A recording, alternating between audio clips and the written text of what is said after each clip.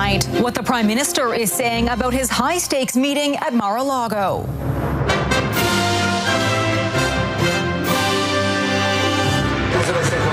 The tariff talks in Florida as Justin Trudeau meets with President-elect Donald Trump. This is the first G7 leader to actually meet with Donald Trump. Winter's icy grip, the warning to homeowners as snow starts to pile up. The fresh air intake was blocked with frost. Rising concerns over food recalls and the future of foodborne illnesses. We are going to see more outbreaks and more contamination events. Inside a crisis call center as responders reflect on the first year of Canada's suicide helpline. Good afternoon, 988. And the puck drops for a second season of the PWHL. New logos, venues, and rules mark a new era for women's professional hockey. I think it's very inspiring.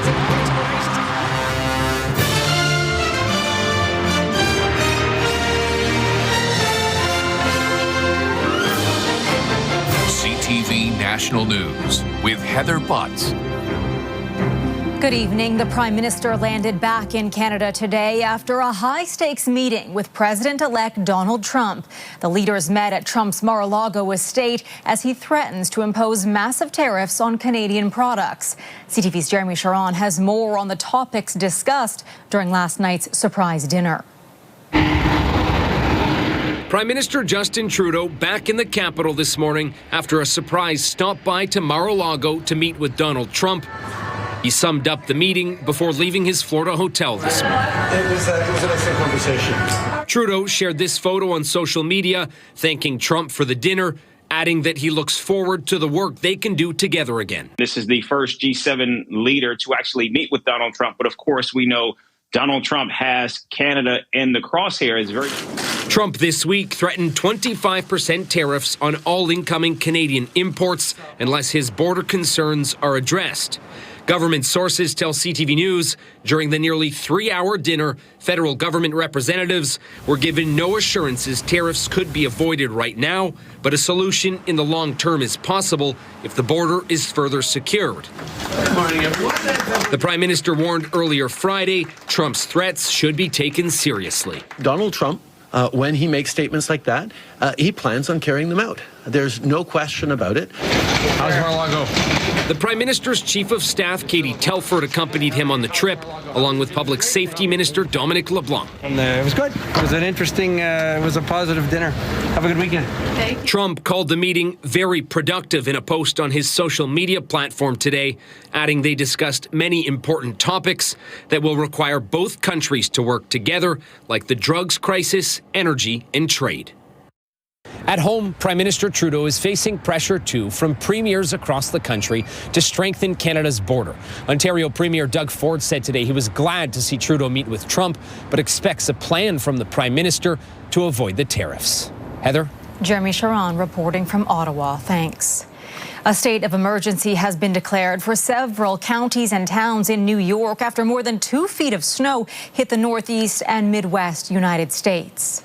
Heading out of the house and going anywhere, make sure you're checking what the weather forecast might be. The National Weather Service says the lake effect storm could bring up to 5 feet of snow to the region by Tuesday. They're also warning of potentially life-threatening whiteout conditions. Erie International Airport in Pennsylvania canceled all of its flights scheduled for Saturday. National Guard troops are deployed in Pennsylvania and New York. Winter's icy grip also taking hold in parts of Canada this weekend, with low temperatures for some, others dealing with relentless snow squalls. It's not only dangerous on the roads, but inside your home, where there is often a new risk as cold weather settles in. CTV's Kathy Lee explains. Winter grips the country with its icy hold, parts of Alberta under an extreme cold and snowfall warning, also bringing with it these warning signs. Multiple calls in Calgary for carbon monoxide leaks, with one forcing more than 24 people to leave this apartment complex. Somebody heard an alarm going, and it wasn't part of the building, and they put the alarm in, and we're all safe. Make sure that you have a working carbon monoxide alarm. When we see a large amount of snow, frost, that these fresh air intakes are blocked, And in apartment buildings, multi-residential buildings, this is a common reason for carbon monoxide buildup. Blocked fresh air intake's just one of the hazards during the winter. Out east, heavy snow squalls creating whiteout conditions. Hopefully that's it for the season, right? It all comes at once, right? A massive winter blast for people in Muskoka. In various parts of Midwestern Ontario, up to 100 centimeters of snow is expected. Digging themselves out. You gotta piss yourself. Most of the people die with a heart attack when you clean snow. That's not the case. You gotta go slow. I was really excited, but at the same time I wasn't because I would have to shovel the driveway. In Sault Ste. Marie, heavy snow, falling branches, trees knocked out power to tens of thousands. Thousands also left in the dark in New Brunswick, Nova Scotia, and Prince Edward Island. Not over yet. More tonight.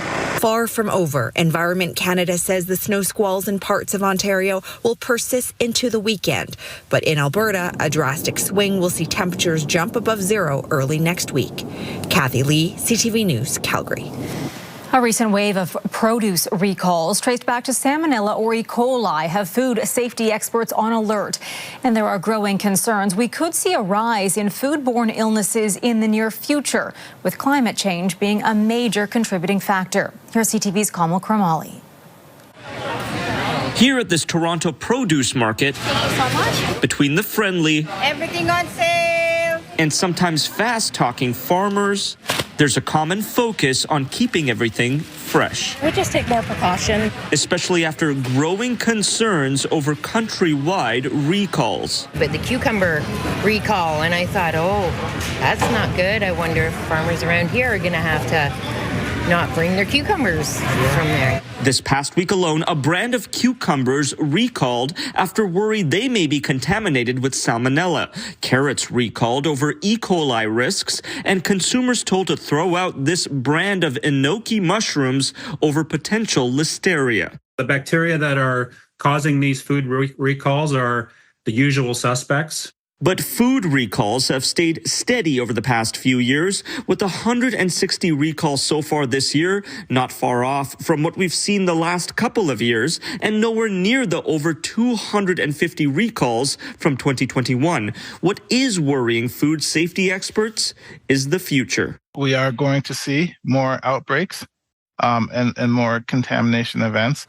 There is concern, though, that extreme weather events caused by climate change and larger shipments of food traveling longer distances will lead to environments that cause an increase in foodborne illnesses. What we need to do as scientists is come up with better ways to treat the foods that we consume. Food experts want more pressure on companies testing foods before distribution or making a larger shift towards indoor farming. With much more controlled agricultural environments where they eliminate a lot of these factors that are causing the pathogens. For farmers, the solution is simple. Support small and local. Something that's worked for them for generations. Kamal Koramali, CTV News, Toronto. 2 Canadians have been arrested after Illinois State Police seized more than 1,100 pounds of cocaine. Police say they seized the more than $40 million worth of cocaine from a semi-trailer near the Iowa state line while a trooper was doing a vehicle inspection. 2 men aged 27 and 36 from Ontario are facing a number of drug-related charges, including possession of cocaine and the intent to deliver cocaine. Violent confrontations involving police have prompted calls for a wider use of body cameras. This week, the focus turned to Winnipeg police when a man was shot and killed after police say he stabbed an officer in the throat.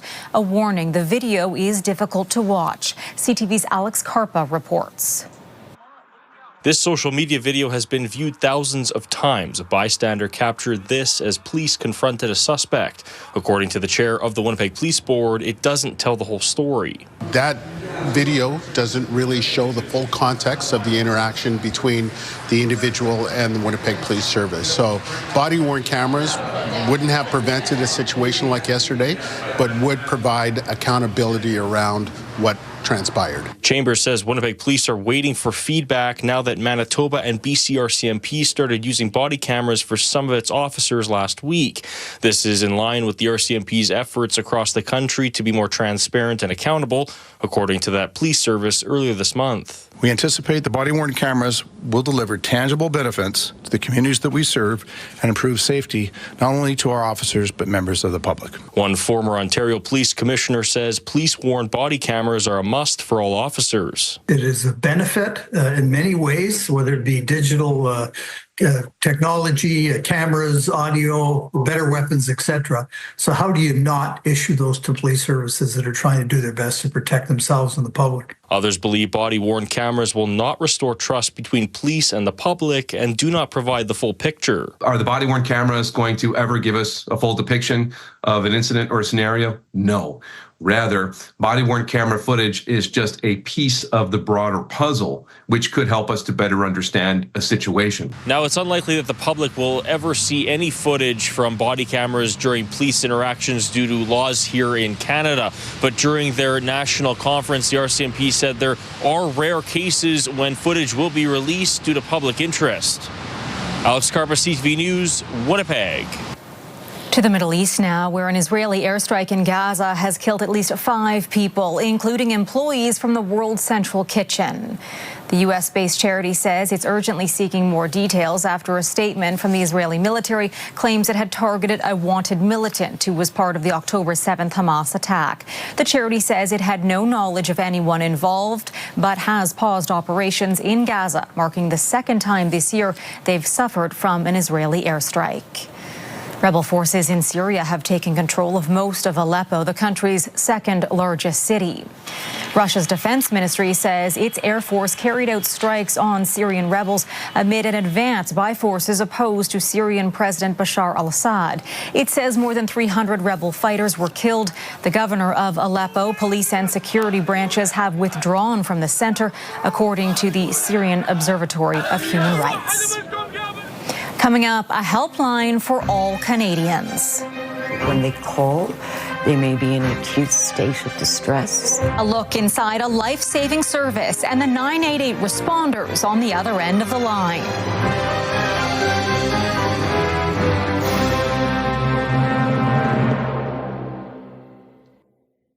For the millions of Canadians who silently struggle with anxiety and depression, there is a 3-digit helpline that could mean the difference between life and death. 988, Canada's suicide crisis line, is available 24 hours a day, 7 days a week. Since its launch 1 year ago, the helpline has answered roughly 1,000 calls and texts per day. Experts say the timely access is making a difference. Every year, 4,500 Canadians die by suicide. There are hundreds of trained responders in communities across the country ready to offer support. I had the opportunity to connect with one of them. Good afternoon, 988 Colette. Answering the call in a calm and caring voice, Colette Kelleher tries to create an instant sense of connection and support, a life-saving aspect of this service as a responder with 988, Canada's suicide crisis helpline. When they call, they may be in an acute state of distress. When we get in that kind of tunnel vision, we don't feel we have options, or they don't feel they have options, and they're thinking about they would want to kill themselves. The only way out is death. Launched 1 year ago, 988 was designed to be a lifeline for Canadians in crisis or those seeking support services for someone else. A simple 3-digit number to help connect people by text or phone to a trained responder closest to them. Thank you for sharing with me. That takes huge courage to be able. Kelleher has worked in mental health for several decades and now works with one of the nearly 40 crisis networks across the country who answer the calls and texts. You're always nervous because you don't know who you're talking. And I'm always hoping that they will trust me enough. Please let them trust me enough to share their story. I understand. And they do. The average call is 16 minutes, but many last up to an hour. Responders are trained to do a risk assessment and call 911 if needed. Acknowledging to them, you made that call, so there's a part of you, you really know you're just on your own, but you're not on your own anymore. The federally funded program led by the Centre for Addiction and Mental Health has answered more than 300,000 calls and texts in the last year. Responders in British Columbia answer an average of 3,500 calls and texts per month, 3,000 in Alberta and roughly 12,000 a month in Ontario. The person who answers your call will be familiar with how you live, where you live, the kinds of supports that are available. Often that also means greater cultural safety. This crisis centre in Toronto is seeing calls from a new demographic, people who have not accessed services in the past. It's a first point of contact for a lot of people that normally maybe don't know about the supports that are in their community. Mental health distress and mental health challenges are greater than ever across the country, but experts say research shows this kind of service works, and they're prepared to take on a higher call volume. It decreases people's distress, and we know that that saves lives. We need to do an even better job of letting Canadians know that the service is available and helping them to understand that the service is for them. No problem is too small. Knowing there are people on the other end of the line to help them through. I'm always impressed with people's own coping skills, their narrative. I find it magic that they will even be willing to trust me, and that makes me feel really humble when they share their story. And a reminder, the 988 helpline is available to anyone in need or those seeking support services for someone else. For more on the service and responders' stories, you can visit our website at ctvnews.ca. Still ahead tonight, the refloat efforts to free a massive cargo ship stuck in the St. Lawrence River.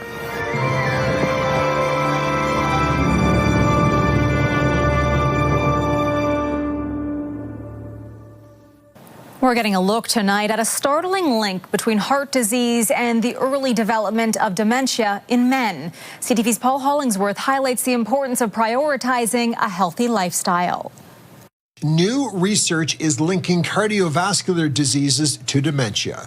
Dr. Peter Liu from the Ottawa Heart Institute says it's especially concerning for men who often live with more heart health risk factors. Higher blood pressure, higher cholesterol, more alcohol intake, maybe a little more weight. These conditions can affect oxygen delivery to the brain and increase symptoms of heart disease. Cardio risk factors impacting the regions of the brain that process and interpret information can affect hearing, vision, memory, and emotions. These issues are linked to dementia and Alzheimer's disease. Men are more susceptible to these risk factors from age 55 to 74, compared to women who are at risk from 65 to 74, a range difference of 10 years. 4 years ago, Phil Nicholson suffered a heart attack. It was a life-changing experience. 4 minutes of CPR and one hit with the defibrillator paddle. Nicholson is now thriving, spending family time with his wife, 3 sons, and grandchildren.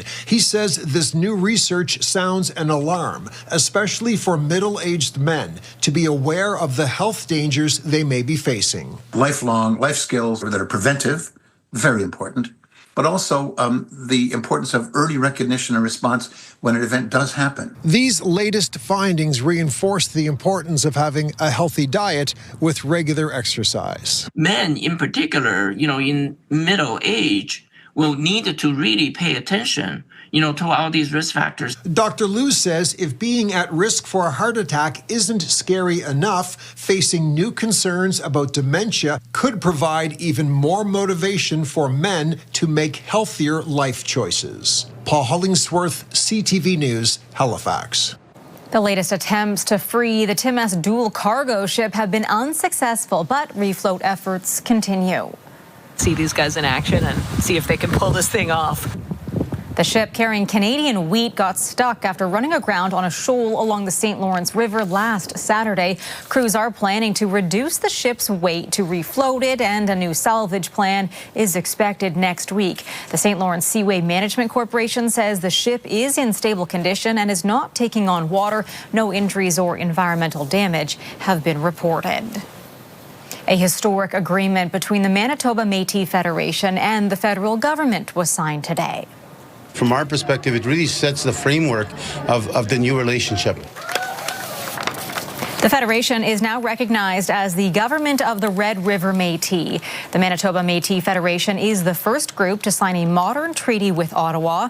Federation President David Chartrand says the treaty doesn't lay out specific rights around land, harvesting, or healthcare, but those details will be negotiated later. Still ahead, game on. Love to see that women can have their dreams of playing professional hockey, and I love that we can also have the opportunity to play as well. The PWHL looking to score big, hitting the ice for its second season.